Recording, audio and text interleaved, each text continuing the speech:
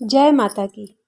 आप सभी का हमारे YouTube चैनल जय माता की एक प्रार्थना में हार्दिक अभिनंदन है। आज हम श्री विष्णु पुराण की कथा की कड़ी में 10वां अध्याय करेंगे। पिछले अध्याय में हमने जाना कि किस प्रकार से समुद्र मंथन किया गया, तो आज के अध्याय में हम जानेंगे भृगु, अग्नि तथा अग्निवातादि पितरों की संतानों का वर्णन। कथा को शुरू करने से पहले यदि आप हमारे चैनल पर अभी नए जुड़े हैं तो कृपा करके चैनल को सब्सक्राइब कर लीजिए और घंटी जैसे दिखने वाले बटन को भी दबा लीजिए ताकि आने वाली नई वीडियो की नोटिफिकेशन आपको सबसे पहले और आसानी से मिल सके। तो शुरू करेंगे आज का अध्याय, 10वां अध्याय। अध्याय को शुरू करने से पहले प्रभु का स्मरण करेंगे। श्रीमन नारायण नारायण नारायण, भज मन नारायण नारायण नारायण, श्रीमन नारायण नारायण नारायण। जय श्री विष्णु महाराज की।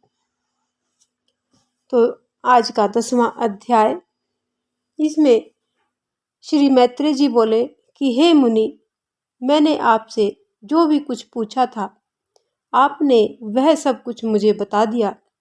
अब आप कृपा करके भृगु जी की संतान से लेकर समस्त सृष्टि का वर्णन बतलाइए।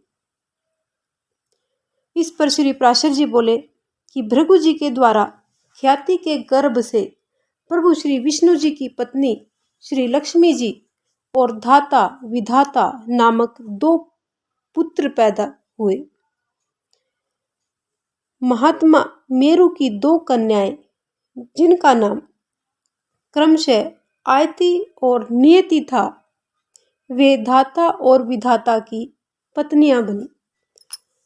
यानी भृगु जी के द्वारा ख्याति के गर्भ से माँ लक्ष्मी जी हुई और माँ लक्ष्मी जी के द्वारा धाता और विधाता नाम के 2 पुत्र उत्पन्न हुए। और महात्मा मेरु की 2 कन्याएं जिनका नाम आयति और नियति था, वे धाता और विधाता की पत्नियां बनी। उनसे उनके प्राण और मृकंडु नामक 2 पुत्र पैदा हुए। यानी धाता और विधाता के 2 पुत्र हुए, प्राण और मृकंडु। मृकंडु से मार्कंडे और उनके वेदशिरा का जन्म हुआ। अब प्राण की संतान का वर्णन सुनो। यानी मृकंडु के तो पुत्र हुए मार्कंडे और उनके वेदशिरा का जन्म हुआ। और अब प्राण की संतान कौन सी हुई? प्राण का पुत्र दूतिमान और उसका पुत्र राजवान हुआ। उस राजवान से भृगु वंश का बड़ा विस्तार होता चला गया।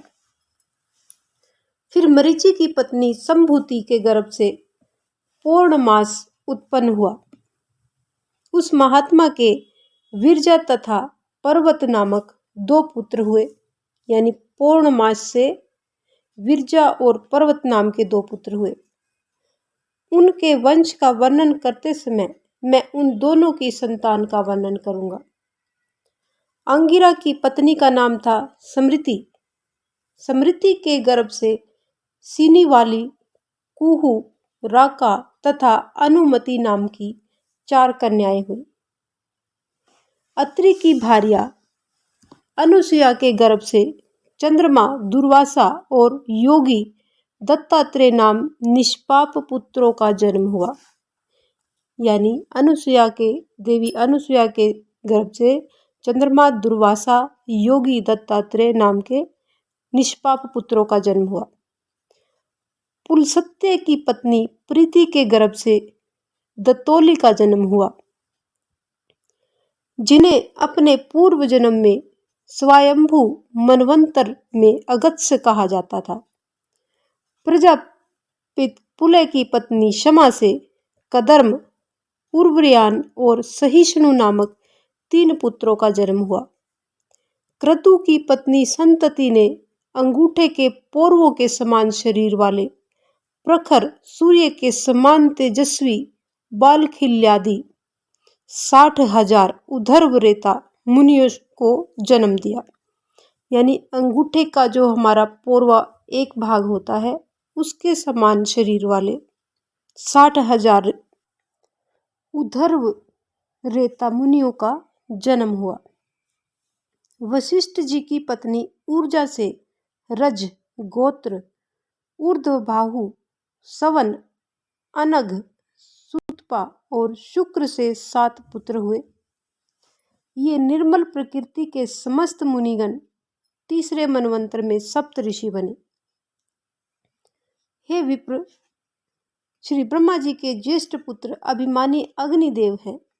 उनकी पत्नी स्वाहा के गर्भ से अति तेजस्वी पावक, पवमान तथा जल भक्षण करने वाला शुचि, ये 3 पुत्र उत्पन्न हुए।